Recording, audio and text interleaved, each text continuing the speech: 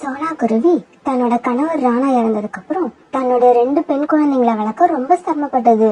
வெளி உலகம்னா என்னன்னே தெரியாம வீட்டுக்குள்ளேயே வளர்ந்துகிட்டு இருந்த சோனா குருவி தான் கணவர் ராணா இறந்ததுக்கு அப்புறம் தான் வெளி உலகத்தையே பார்க்க ஆரம்பிச்சது.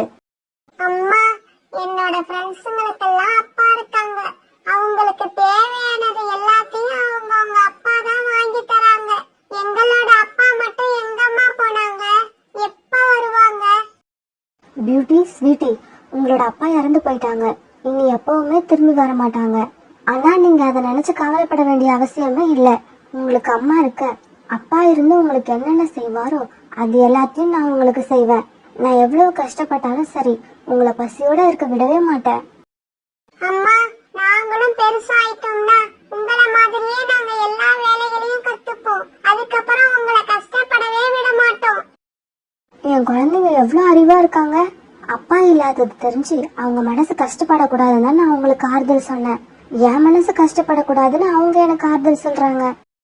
சரி குழந்தைங்களா, நீங்க வீட்டுல பத்திரமா இருங்க. வெளியில எங்கேயும் போக கூடாது. அம்மா போய் உணவு எடுத்துக்கிட்டு சீக்கிரமா வரேன். இப்படி சொன்ன சோனா குருவி பிறகு உணவு தேட வெளியில பறந்து போச்சு. இப்படி போன சோனா குருவி ரொம்ப நேரம் எங்க தேடியும் உணவே கிடைக்கல. இப்படி உணவு கிடைக்காம இருந்ததால சோனா குருவி ரொம்பவும் கவலைப்பட்டது. கடவுளே, உணவுக்காக என்னை ஏன் இன்னைக்கும் இப்படி அலைய வைக்கிற?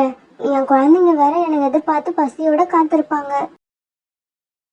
இப்படி நினைச்சுக்கிட்டு கவலையோட பறந்துகிட்டு இருந்த சோனா குருவியோட கண்ணுல இப்ப கொஞ்சம் தானியங்கள் தென்பட்டது. கடவுளே, உனக்கு ரொம்ப நன்றி. இப்பவாது என்னோட கஷ்டத்தை புரிஞ்சுக்கிட்டு எனக்கு உதவி பண்ணதுக்கு ரொம்ப ரொம்ப நன்றி. இப்படி சோனா குருவி உணவு எடுத்துக்கிட்டு கிளம்பலான்னு நினைக்கிறப்ப சோனா குருவியோட பார்வை எதிரில இருந்த புதற்காட்டுல உட்கார்ந்து அழுதுகிட்டு இருந்த ஒரு சின்ன குருவிய பார்த்தது. அம்மா, அம்மா, எனக்கு ரொம்ப பசிக்குது. எனக்கு சாப்பிட ஏதாவது தானியங்கள் கொடுங்களேன். அந்த குருவி குழந்தை இப்படி கேட்ட உடனே அது ரொம்ப பசியில இருக்கிறது சோனாவுக்கு நல்லா புரிஞ்சது. இருந்தாலும் சோனா கிட்ட இருக்கிறது கொஞ்சம் தானியங்கள் தான். இன்னும் கொஞ்ச நேரத்துல இருட்ட வேற ஆரம்பிச்சிரும். இனி எங்கேயும் போய் உணவு தேட முடியாது. குழந்தையே, என்கிட்ட இருக்கிற தானியங்கள் ரொம்ப கொஞ்சமானதுதான். அப்புறம் உன்ன மாதிரியே 2 சின்ன குழந்தைங்க என் வீட்டுல இருக்காங்க. இந்த தானியங்களை நான் அவங்களுக்கு எடுத்துட்டு போறதா இல்ல உனக்கு கொடுத்துட்டு அவங்கள பட்டினி போடுறதா எனக்கு எதுவுமே புரியல. அம்மா, உங்க குழந்தைங்க பசியோடு இருக்க கூடாதுன்னு நினைக்கிற நீங்க அப்ப மத்த குழந்தைங்க பசிய பத்தி கவலைப்பட மாட்டீங்களா? அந்த குழந்தை இப்படி கேட்ட உடனே சோனா எதுவுமே பேசாம தாங்கிட்ட அந்த கொஞ்ச தானியங்களையும் அந்த குருவி குழந்தை கிட்ட கொடுத்துருச்சு. தானியங்கள் கிடைச்ச உடனே அந்த குழந்தை ரொம்ப ஆவலா சாப்பிட்டது. கடவுளே, இந்த குழந்தையோட பசிய நான் போக்கிட்டேன். என் குழந்தையோட பசிய நீ தான் போக்கணும். உன்னை விட்டா எனக்கு வேற வழியே இல்ல. சோனா குருவி கொடுத்த தானியங்களை சாப்பிட்டு முடிச்சதும் அந்த குழந்தை திடீர்னு ஒரு தேவதையா மாறுச்சு. குருவி, ரொம்ப ரொம்ப நன்றி உனக்கு. நான் ஒரு முனிவரோட சாபத்தால குருவி குழந்தையா மாறி ரொம்ப கஷ்டப்பட்டுக்கிட்டு இருந்தேன்.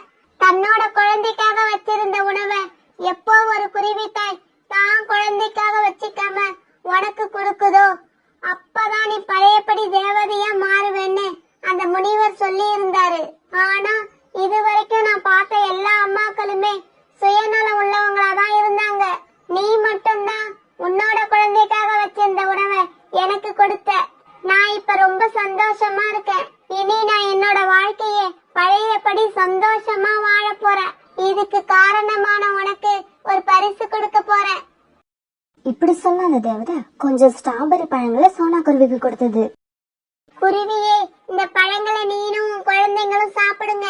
பிறகு இதுல உள்ள விதைகளை உங்க வீட்டுக்கு பக்கத்துல புதைச்சி வை. அந்த விதையிலிருந்து உடனே ஸ்ட்ராபெரி மரம் ஒண்ணு வெளியில வந்து உன்னை ரொம்ப ஆச்சரியப்பட வைக்கும். அந்த மரத்துல உள்ள பழங்களை நீ வியாபாரம் பண்ண ஆரம்பிச்சுன்னா உன்னோட வறுமை எல்லாம் நீங்கிடும். நீனும் உன் குழந்தையும் ரொம்ப சந்தோஷமா வாழ்வீங்க. இப்படி சொன்ன தேவதை அந்த இடத்துல இருந்து மறைஞ்சு போயிடுச்சு. பிறகு அந்த ஸ்ட்ராபெரி பழங்களை எடுத்துட்டு வீட்டுக்கு போன சோனா குருவி குழந்தைங்களோட தானும் அந்த பழங்களை சாப்பிட்டது. பிறகு அந்த பழங்களோட விதைகளை தான் வீட்டு வாசல்லையே புதைச்சு வச்சது. இப்படி புதைச்சு வச்ச விதைகள் புதைச்ச கொஞ்ச நேரத்திலேயே பெரிய மரமா வெளியில வந்தது. இத பார்த்த சோனா குருவிக்கும் அது குழந்தைங்களுக்கும் ஆச்சரியம் தாங்கல. அடடா, இது என்ன ஆச்சரியம்! அந்த தேவதை சொன்னது இப்ப உண்மையாவே நடந்துருச்சு. இனி நானும் என்னோட குழந்தைங்களும் பசியோட இருக்க வேண்டாம். எங்களோட வறுமை எல்லாம் நீங்கிடும். இப்படி ரொம்ப சந்தோஷப்பட்ட சோனா குருவி பிறகு ஸ்ட்ராபெரி பழங்களை வியாபாரம் பண்ண ஆரம்பிச்சது. இப்படியே சில நாட்கள் நகர்ந்துச்சு. இந்த விஷயத்தை கேள்விப்பட்ட கோரிக்காகவும் மற்ற பறவைகளும் சோனா குருவி வீட்டு வாசல்ல ஒன்னா கூடினாங்க. சோனா குருவி, உன்னோட வீட்டு வாசல்ல இந்த ஸ்ட்ராபெரி மரத்தை நாங்க இதுக்கு முன்னாடி பார்த்ததே இல்லையே. இப்ப இது திடீர்னு எங்க இருந்து வந்தது, எப்படி வந்தது? ஆமா சோனா, இது எப்படி வந்ததுன்னு சொல்லு. என்னால என் கண்ணையே நம்ப முடியல. பறவைங்களே, நீங்க எல்லாரும் இந்த மரம் எப்படி வந்துச்சுன்னு தெரிஞ்சுக்க ஆசைப்படுறீங்களா? அந்த கதையை நான் உங்களுக்கு கண்டிப்பா சொல்றேன். இப்படி சொல்ல சோனா குருவி பிறகு அந்த மரம் வந்த கதையை எல்லா பறவைங்களுக்கும் தெளிவா எடுத்து சொல்லுச்சு. சோனா, நீ சொல்ற கதை எப்படி தெரியுமா இருக்கு? சின்ன குழந்தைங்க தூங்கலன்னா அவங்க அப்பா அம்மா கதை சொல்லி தூங்க வைப்பாங்கல்ல, அதே மாதிரி இருக்கு. இந்த கதையெல்லாம் நான் நம்ப மாட்டேன். எனக்கு என்னவோ இந்த மரம் உங்க வீட்டு வாசல்ல அதுவா முளைச்சு வந்திருக்கும்னு நினைக்கிறேன். ஆனா இந்த மரத்தை நாங்க தான் சரியா கவனிக்காம விட்டுட்டோம். ஆமா ஆமா, அப்படிதான் இருக்கணும். கோரிக்காவா சொல்றது ரொம்ப சரி. இந்த காலத்துல தேவதை வந்துச்சுன்னு சொல்றதெல்லாம் நம்புற மாதிரியா இருக்கு. சோனா குருவி சொல்ற கதை ரொம்ப செயற்கையா இருக்கு. பறவைங்களே, என்னை பத்தி நீங்க புரிஞ்சுக்கிட்டது இவ்வளவுதானா? என் கூட இத்தனை வருஷமா பழகுறீங்க. நான் என்னைக்காவது ஒரு சின்ன பொய்யாவது சொல்லி இருப்பேனா? உங்ககிட்ட இந்த மரம் எப்படி வந்துச்சுன்னு நான் சொன்னது உண்மையிலே நடந்தது. சோனா, நீ சொல்றத நான் முழுசா நம்புறேன். எனக்கு உன் மேல முழு நம்பிக்கை இருக்கு. நீ பொய் சொல்ல மாட்ட. ஆமா ஆமா, நானும் சோனா குருவி சொல்றத முழுசா நம்புறேன். சோனா குருவி வாயிலிருந்து இது வரைக்கும் பொய் வந்து நான் கேட்டதே கிடையாது.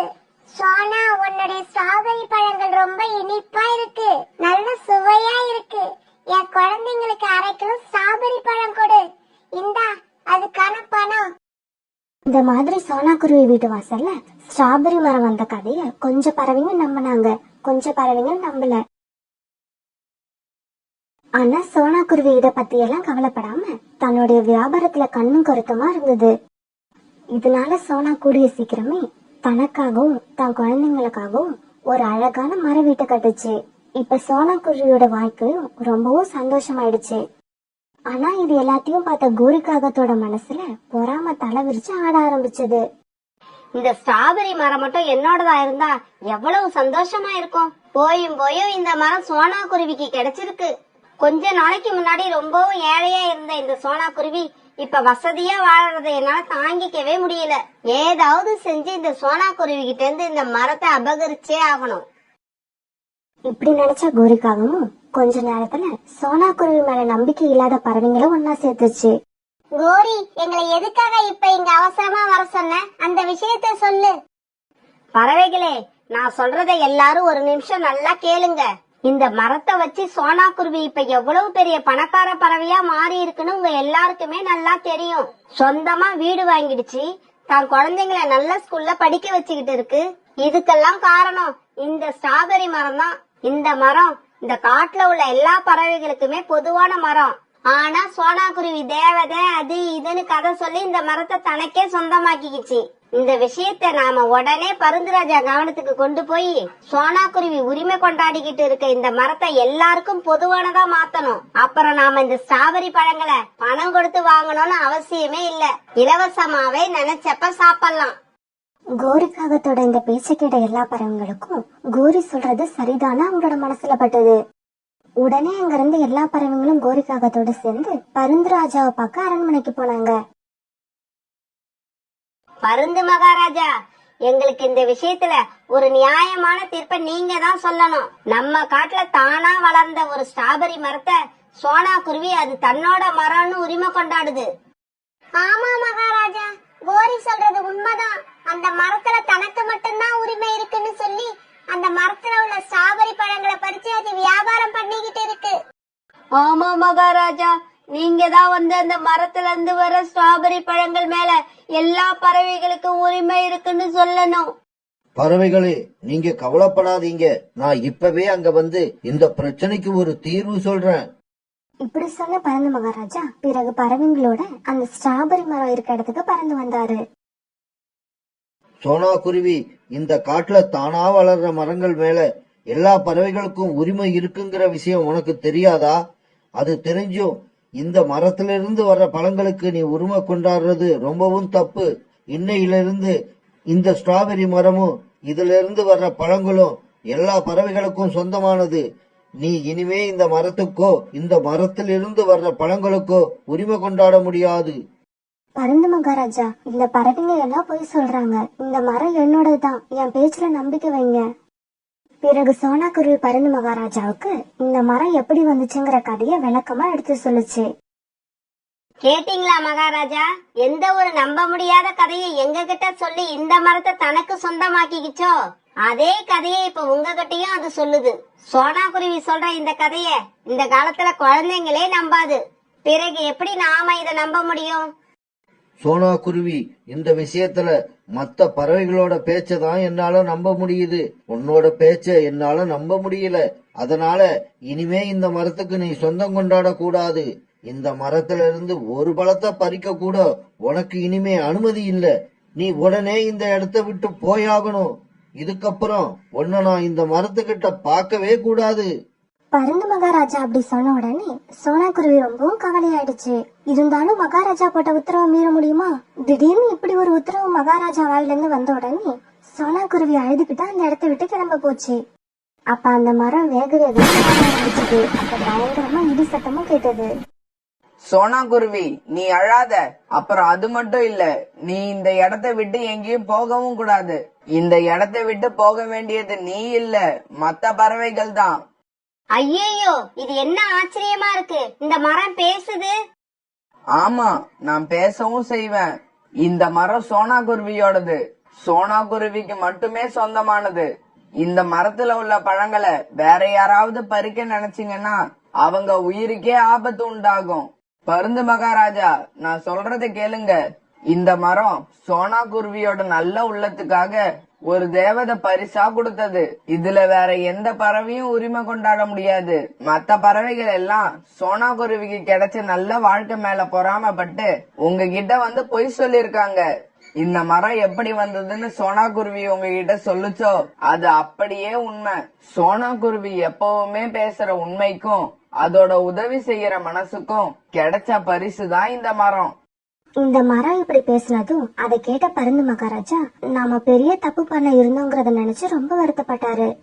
பறவைகளே, நான் உங்கள மாதிரி பொறாம கொண்ட பறவைகளை இதுவரைக்கும் பார்த்ததே இல்ல.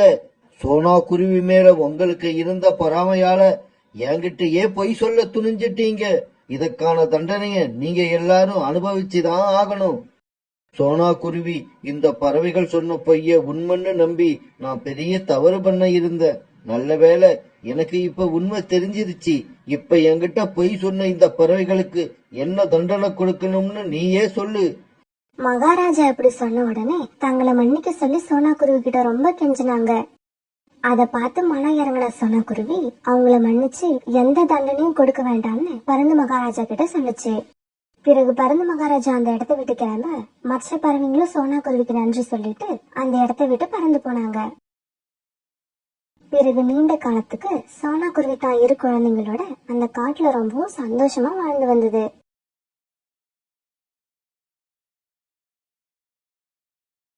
மேற்கு தொடர்ச்சி மலையோட அடிவாரத்துல இருந்த ஒரு அடர்த்தியான காட்டுல 2 குருவிகள் வாழ்ந்து வந்தாங்க.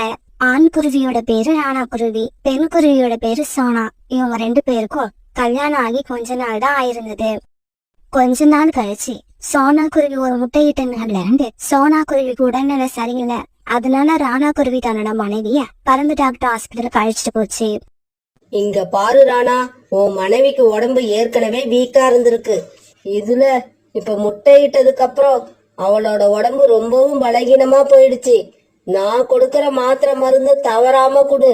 அப்புறம் 6 மாசத்துல இருந்து 1 வருஷம் வரைக்கும் சோனா எங்கேயும் போகாம எந்த வேலையும் பார்க்காம நல்லா ரெஸ்ட் எடுக்கணும்.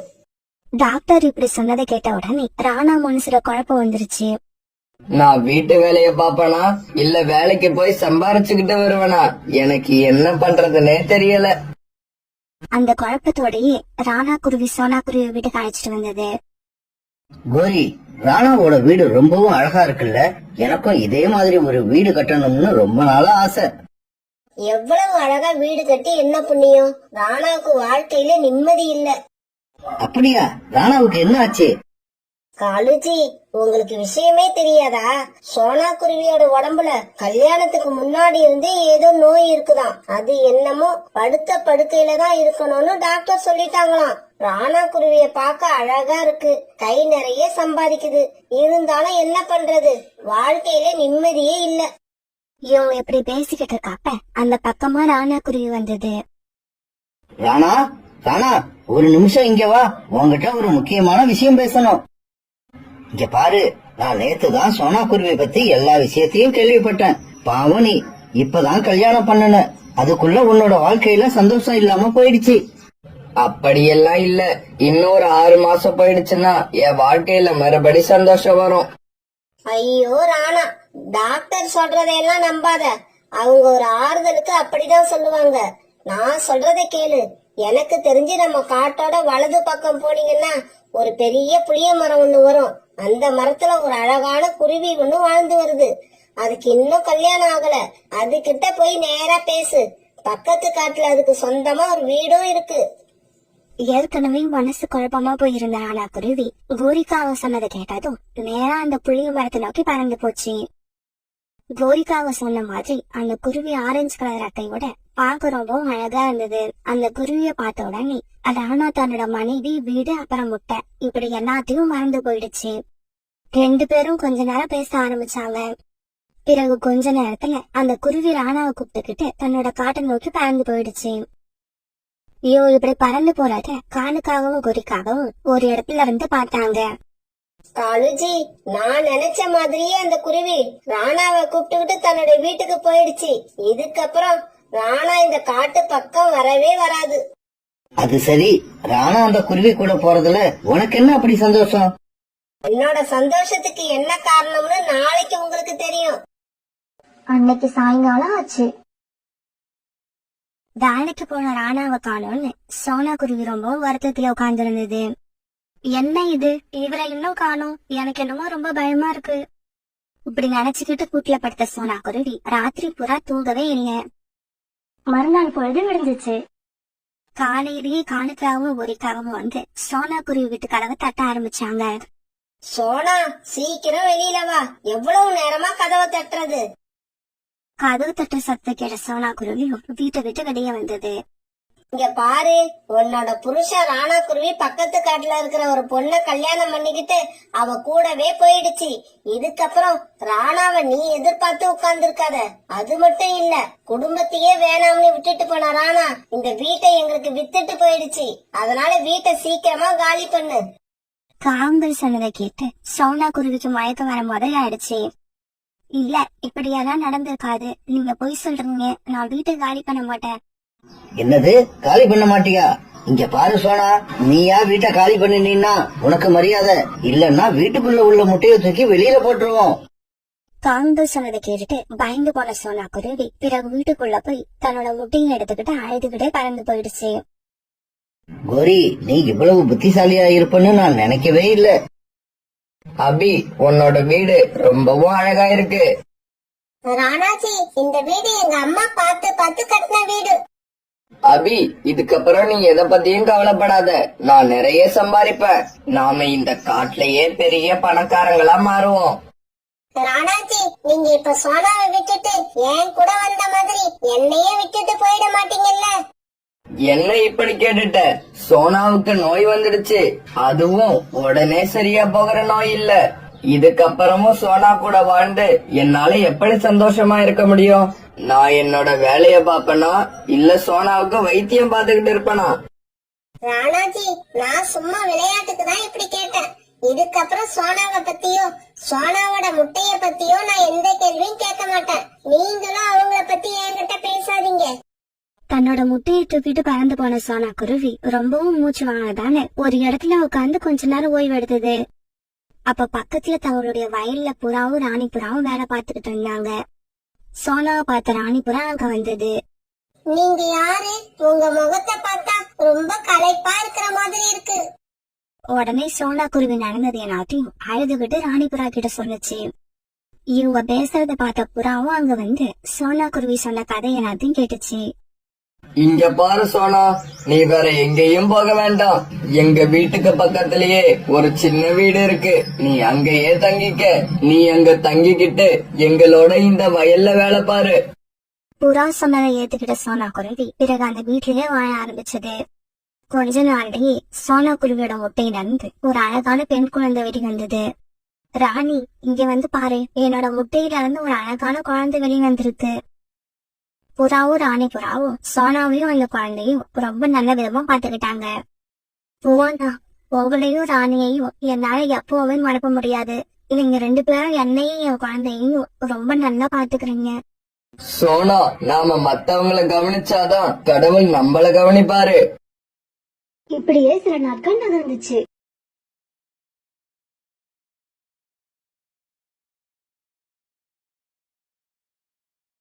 இப்ப பியூட்டி பெருசா வளர்ந்து நல்லா பறக்க ஆரம்பிச்சிடுச்சு.